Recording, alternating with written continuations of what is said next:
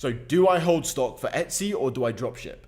So what I do is different to what I actually recommend, but I've gone through periods of, so what I'll say is I do a hybrid model. So I do some bulk stock, some drop shipped. The bulk stock, I have a warehouse in the UK. It's in Nottingham in the UK.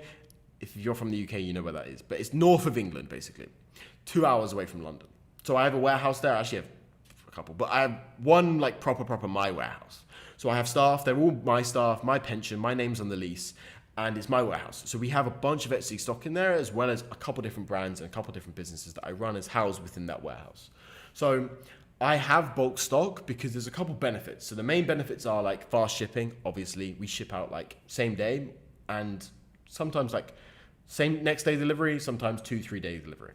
So we do that. And also sometimes cost of goods are reduced. If it's a bulky, large item, cost of goods are reduced by sea shipping it all the way to the UK, shipping it out from there.